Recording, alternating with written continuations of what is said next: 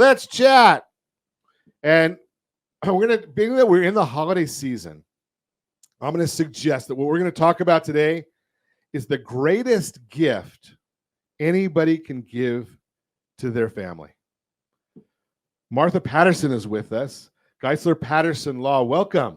Thank you so much. So I always say this, Martha, you tell me if I'm wrong, that I think a trust is probably the greatest gift we can give our loved ones.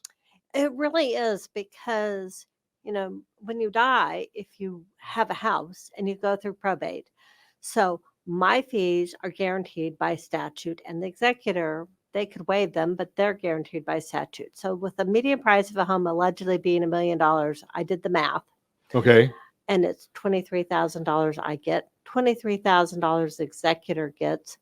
And then, of course, the court has to take their cut. And, $4,000 or $5,000 later, you're at well over $50,000 just because you died. And all of that could be avoided by doing a living trust. And without being specific, approximately what is a living trust going to cost? So, it varies. If you have a basic family, it's going to be more affordable. If you have his, hers, their kids, it gets more expensive because it can get messed up more. So on $1 million home, it's going to be less than the $50,000 you just mentioned. Oh, like maybe a really solid plan would be, $4,000 or $5,000 for a really good trust that takes care of not only avoiding probate, avoiding taxes. And my personal crusade is I want to make sure you don't only plan for what happens if you die, but if you don't die and you end up with dementia, you can end up in court. Now, Britney Spears didn't have dementia, but she was in court for 13 years while everybody took all of her money. Wow. And you made a comment there that I want to really dig into.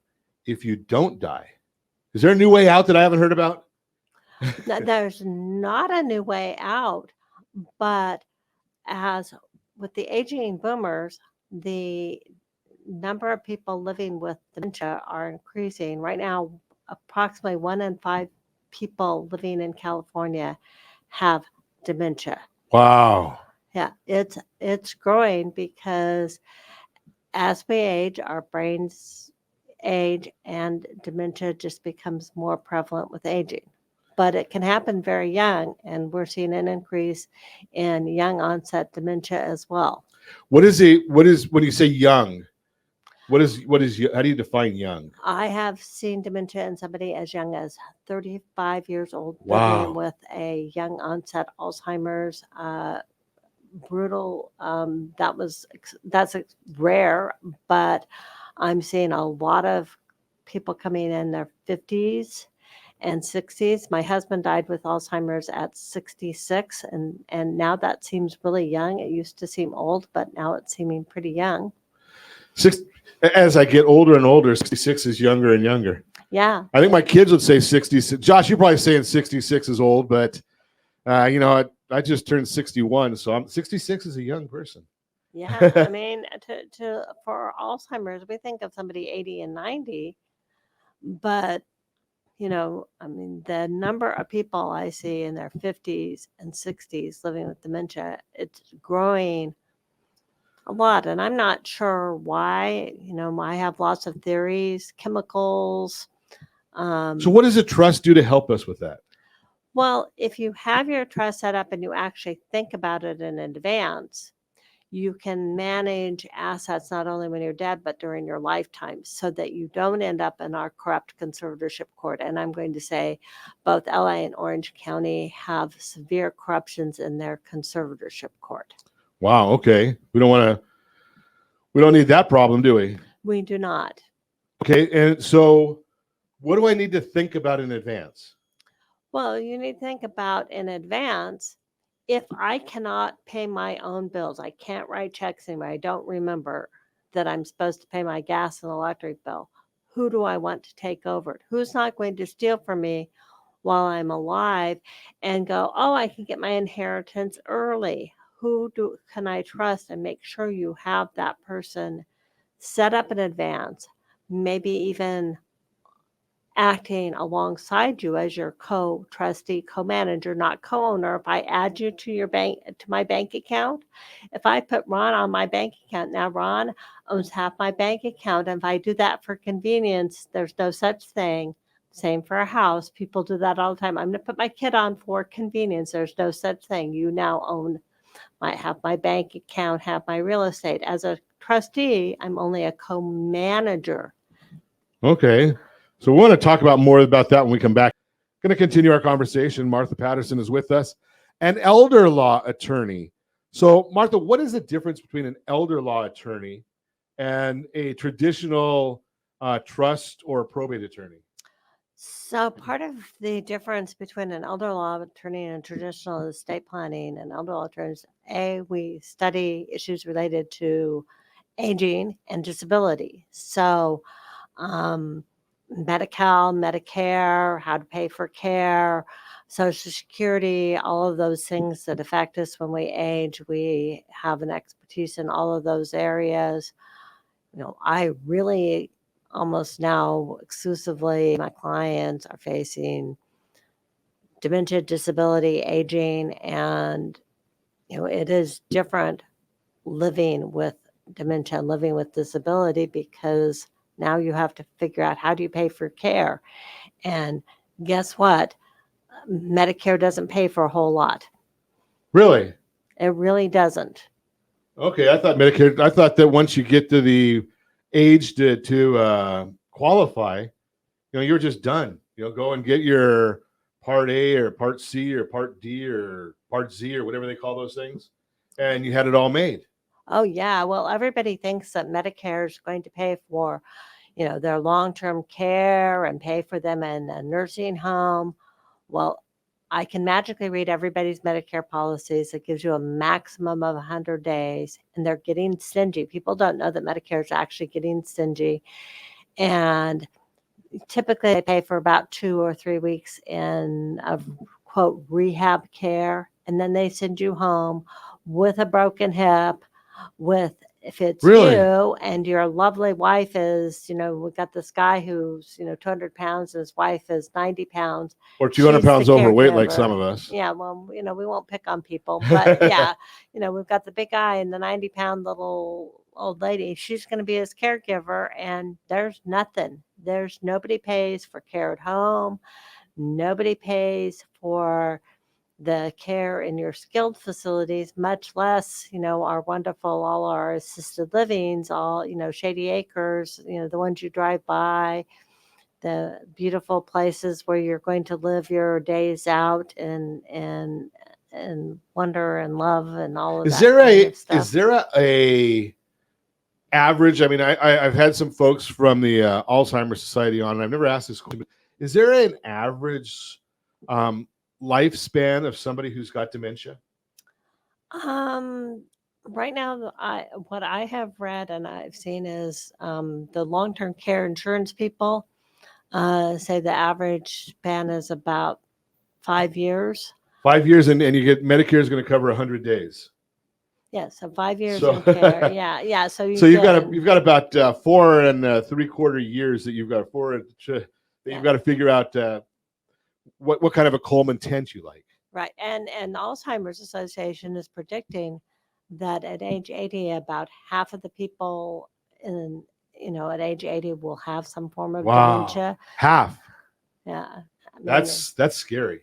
So when you reach 80, it's like, okay, so is it you or me who gets dementia? And then memory care, everybody thinks memory care is paid for because everybody thinks, of course, memory care is going to be medical. Memory care is not medical. It is not paid for by any medical insurance. It's never paid for by Medicare.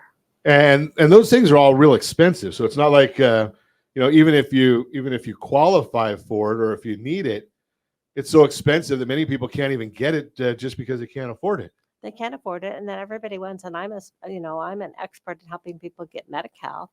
And next year, Medi-Cal is not going to even care how much money you own, how many assets you own to get Medi-Cal. That's great. They still care about your income, and income counts. So there's still going to be, there's a share of cost for Medi-Cal. People think Medi-Cal's free. It's not. There's a share of cost for that. But you're stuck now with only your skilled nursing facilities, the ones that look like hospitals, and they're not building new ones of those, and they range from mediocre to crappy. And This is really exciting. This is not exciting stuff here. it's Wow. not, and you need to plan for it because I planned for it, so my husband didn't have to be in a mediocre nursing home. He ended up in private care because I planned ahead. I had made sure that my estate planned for if I died and my husband with dementia is the only person who could write checks, he was not going to be the one signing the checks. I had my son as my co-trustee, so no matter if I'm in an auto accident, I'm in the hospital, we're covered. I had that done, and I actually am a big fan of the newer long-term care products. There are annuities and life insurance products that aren't lose it or use it. That and we've talked about that a little bit on the program in the past. So there are some good long-term care products out there that you can still get. So I'd heard they'd got to be so expensive that nobody could afford them. They have, and I mean, it's not perfect, but it's leveraging your money. I mean, Okay. you have to think about, can I leverage my money? How am I going to pay for care? Part of planning. We really, people are not thinking. Everybody talks about every other lawyer, all the estate planning documents talk about avoiding probate and avoiding taxes. But now I want to stay in my house. How do I live in my house? How do I pay for my care? Home care is now $35 an hour for through an agency for, a lovely caregiver who's not very well trained to, sit and babysit me. Yeah, that's kind of an interesting one. We did see a kind of a little experience with that one in the earlier this year. So, we understand that one completely. I want to talk to you when we come back because you talked about disability insurance. Is there any difference between the disability insurance or that you would get when you're as an eight and when you're up in years, as opposed to the disability insurance when you're younger? I want to talk to you about that when we come back. We're going to continue our conversation right now. Martha Patterson is with us, elder law attorney, and we've been chatting about dementia, not a pleasant subject, and beyond being not a pleasant subject, I lived with it with my dad, so I understand firsthand. It's not fun to be a family member or loved one of somebody with dementia, but there are some planning things that Martha's been sharing with us about things that you can do to to take it. Here's the issue: somebody is going to leave their house today and not come home tonight. I have no idea who that is, but there's no reservations. There's no advanced warning. It just happens. So if you don't take care of getting your affairs in order, you're just doing a disservice to your loved ones because at their worst, most vulnerable time, they have no idea what you had in mind or what you wanted. And there could be multiple loved ones. I'm going to share a quick story here, Martha. Okay. So, yeah. I had, my father had dementia. Okay. And I said to my wife, I don't want her to be taking care of me if I have dementia. Just put me in a home, take care of me, and enjoy your life. And my sister thought that I'm nuts. I hear that, but that's my plan, and I've got that all planned in advance. And I told my sister that, and my wife said, "You better put it in writing." Yeah. Right, because I have a great relationship with my wife. I've got a great 36 years into a life sentence. I've got a great relationship with my sister. Both of them have my best interest at heart. But if I don't put this in writing, then it's just hearsay. Yeah, well, we have to put everything in writing. So, who's going to get your state? And everybody goes, well, it's easy. It goes equally to my kids. That's the state has a plan for you.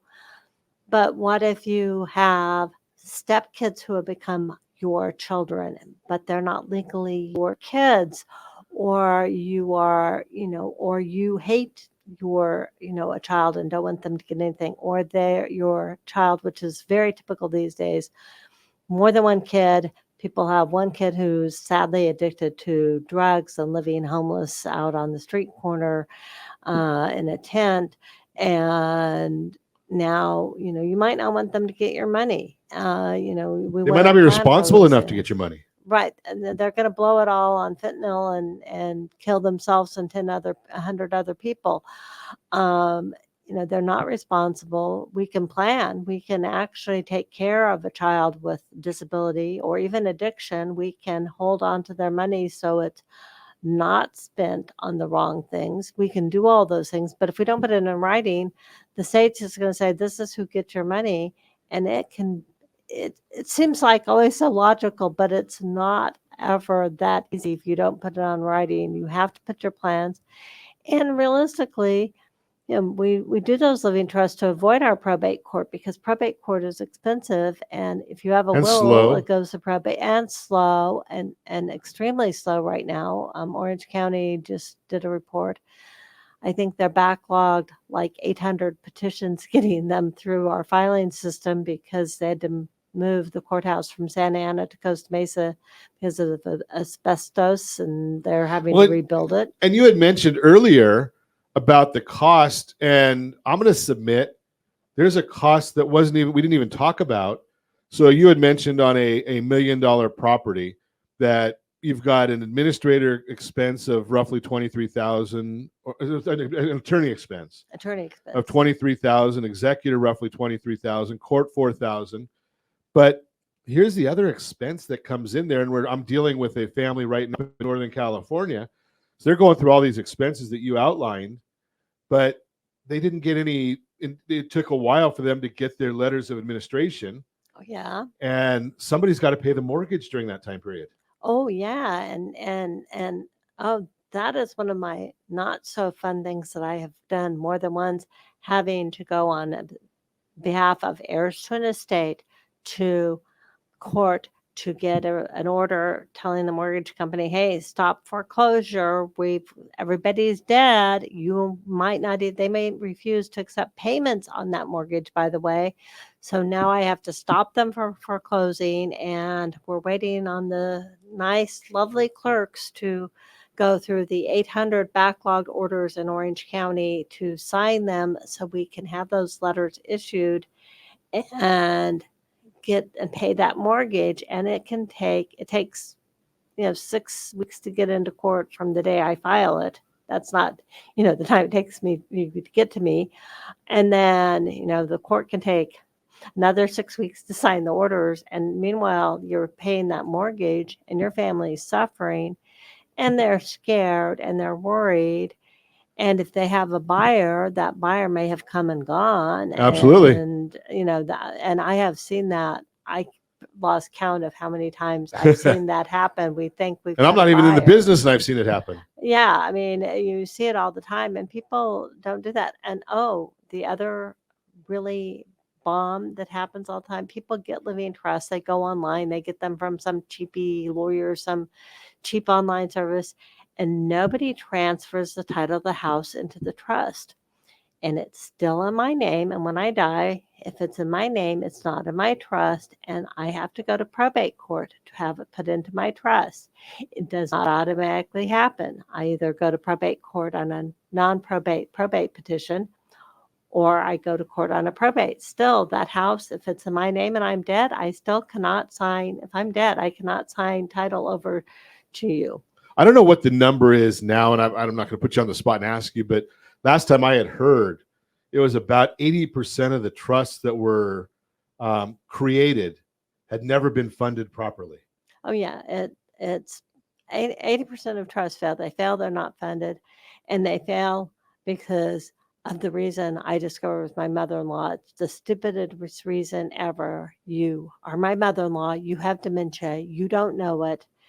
Then either you won't go to a doctor, or we can't get 2 doctors to sign those nice letters saying, my mother-in-law was Doris Patterson, who can't remember her husband's in the hospital, is incompetent. But getting 2 doctors to sign letters, well, good luck with that, with how medicine has changed. Sure, because it's all litigious. Nobody wants to put their name out there for anything. Right. Just because they don't want something to come back to them and say, you were wrong or have a lawsuit against them. Right. So now we're, that's when you're alive, we can't get you declared incapacitated. And then if you're dead and your house is in your trust, we're still in our, expensive, messy, and occasionally corrupt probate court. And trust make it so simple. They do, if they're set up right, if they're funded, and if you think about those what ifs. You don't want to leave your disabled kid nothing, but you don't want to leave them money, because if they are on a particular public benefit, it's called SSI. It's for people who are both poor and disabled. You have to remain poor your entire life. We have wonderful public benefits that pay for people who literally cannot work, people who are developmentally disabled, people with Down syndrome, people who literally, it is not easy to prove that you're this disabled, by the way. This is not, Exactly. these are the people, but they have to have no money. Well, you can set aside money to take care of them and keep those public benefits. But if you don't do it in advance, they're going to lose all the public benefits, and it's going to be a mess. Got to do it in advance. Got to do it the right way. If you want help in doing that, give me a call at 800-306-1990, 800-306-1990. No, I don't do it, but I can introduce you to Martha Patterson, who does do that for you.